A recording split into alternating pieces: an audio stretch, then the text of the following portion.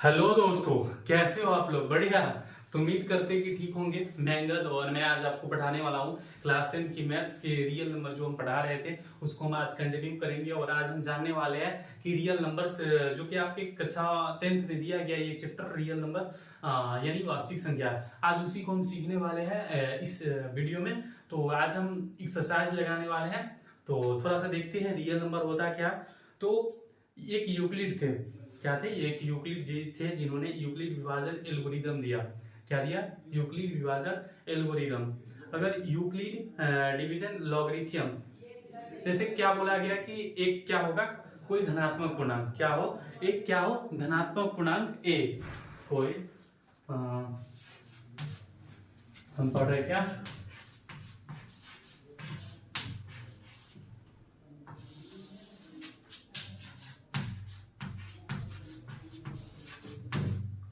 वास्तविक संख्या, कक्षा 10th की। तो उन्होंने क्या कहा, उन्होंने कहा कि कोई क्या हो, उन्होंने कहा कि कोई धनात्मक पूर्णांक ए, धनात्मक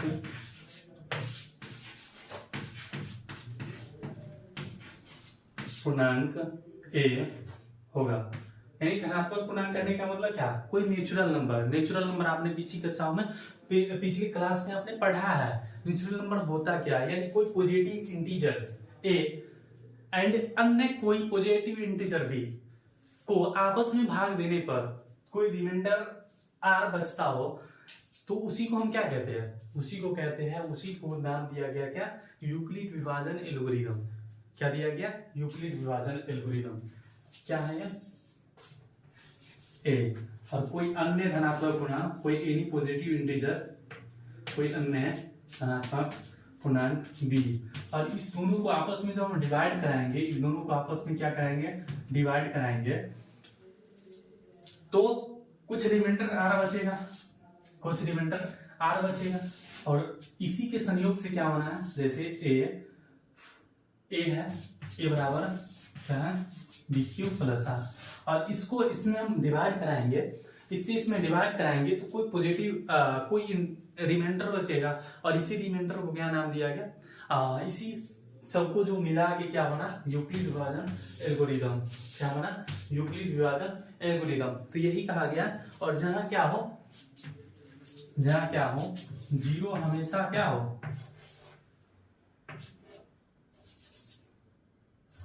जीरो हमेशा ही छोटा होगा आर से, और आर हमेशा ही छोटा होगा किससे, जीरो ए बी से।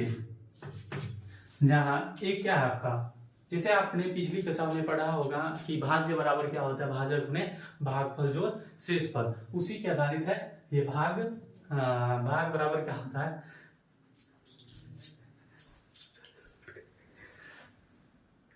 अब जैसे हम बात करें कि यूक्लिड विभाजन का संबंध पूर्णांकों को विभाज्यता की होती है। जैसे हम बात करें, यहाँ पे कोई एग्जांपल लेते हैं, एग्जांपल के तौर पे अगर बात करें हम, क्या है, तो 25 व 8 का लेते हैं। क्या लेते हैं? 25 और 8 का लेते हैं। तो इसको आप नोट कर सकते हैं, लेकिन इसमें नोट करने की कोई बात है नहीं। तो इसी कारण से आप क्या इसको कर सकते हैं, इसको आप कुछ नहीं कर सकते हैं। इसको आप जैसे वो सॉल्व कर करिए। तो अगर बात करें 25 को 8 है, तो इसको हम कैसे डिवाइड करें, तो हमेशा ही जो ए होगा वो क्या होगा, बड़े वाला होगा। बड़े वाला पूर्णांक क्या होगा, ए होगा, और जो छोटा वाला होगा वो क्या होगा, बी होगा। अब जैसे देखिए 25 है, अब इसको हम 8 से क्या करेंगे, डिवाइड करेंगे, और किसको, 25 को। तो देखिए 8 3 जा क्या होगा 24, और माइनस होगा तो क्या बचेगा, 1 बचेगा। क्या बचेगा, 1 बचेगा। तो इसी को क्या किया गया, जैसे आप इसको हम क्या कर सकते हैं, इसी को हम कैसे लिख सकते हैं बच्चों, इसको हम लिख सकते हैं 8 मल्टीप्लाई बाई 3 और एडिंग बाय 1। इसी को हम ऐसे इस फॉर्म में लिख सकते हैं 8 मल्टीप्लाई बाई 3 प्लस 1, यानी 8 3 क्या 24 प्लस 1 यानी 25। और ए क्या है, और ये किसके बराबर में हो रहा है, ये किस हो रहा है आपका 25 के बराबर में। और ये क्या है, बी आ गया, और ये क्या हो गया, कोसेंट यानी क्यू आ गया, और ये क्या हो गया आर रिमाइंडर, और ये 25 क्या था ए था, तो ए बराबर क्या हो गया बी क्यू प्लस आर, और इसी को नाम क्या दिया गया यूक्लिड विभाजन एल्गोरिथम, इसी से आया है। तो आपने जब बेसिक क्लास था, जब बच्चे में आप थे, तब पढ़े होंगे ए बराबर बी क्यू प्लस आर, यानी भाज्य बराबर भाज्य गुने भागफल शेषफल। आई होप कि आपको अच्छी से समझ में आया होगा। और चलिए हम आगे बढ़ते हैं। तो इस चैप्टर में बस इतना सा कॉन्सेप्ट था। तो आज हम सवाल लगाते हैं जो कि आपकी एक्सरसाइज 1.1 के पूरे सवाल होने वाले हैं। तो हम कोशिश करेंगे कि इस क्लास में 1.1 पूरा सॉल्यूशन किया जाए। तो ये था यूक्लिड विभाजन का एक छोटा सा कॉन्सेप्ट जो कि आपको समझ में आया होगा। बस यही था, ए बराबर बी क्यू प्लस आर, बस इसी को बात रखना है। हाँ, और इसमें आप ये देख सकते हैं कि ये जो होगा कोसेंट होगा,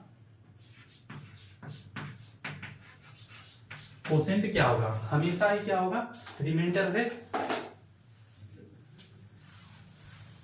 हाँ, यहाँ पे क्या होगा जो आपका भाजक जो होगा वो हमेशा ही क्या होगा रिमाइंडर से, रिमाइंडर हमेशा ही छोटा होगा उनसे। क्यों? क्योंकि अगर इससे बड़ा हो जाए तो इसमें तो फिर से हम क्या कर सकते हैं, इसमें फिर जैसे यहाँ पे 8 है, 8 से मल्टीप्लाई किए और 8 2 जा 25 तो दिया था, तो 8 2 जा क्या कर सकते हैं 6, और यहाँ पे 9 आ गया, 9 आ गया रिमाइंडर। लेकिन यहाँ तो 9 क्या बड़े है, रिमाइंडर बड़ा है किससे, जिसे हम भाग दिए, तो क्या होगा ये केस सही नहीं होगा। इसी कारण जैसा भाग संभव नहीं है। तो इसको हम कर सकते हैं। तो चलिए, ये तो बेसिक कॉन्सेप्ट की बात हो गई। तो चलिए प्यारे बच्चों, आज हम लगाने वाले आपके 1.1 की संपूर्ण कोशिश करेंगे कि इसमें पूरा चैप्टर कवर करें, जिसमें आपको होमवर्क भी मिलने वाला है। बहुत सा डेंजर क्वेश्चन, कातिल क्वेश्चन हम करवाने वाले हैं जो कि आप पढ़ के नहीं आए होंगे। तो भरपूर क्लास का आप आनंद ले सकते हैं आपके इंद्र भैया के साथ। तो आपके लिए हिंदी मीडियम में बेमिसाल हम करने वाले हैं। तो चलिए वीडियो को हम आगे बढ़ते हैं, तब तक आप इसको नोट करेंगे।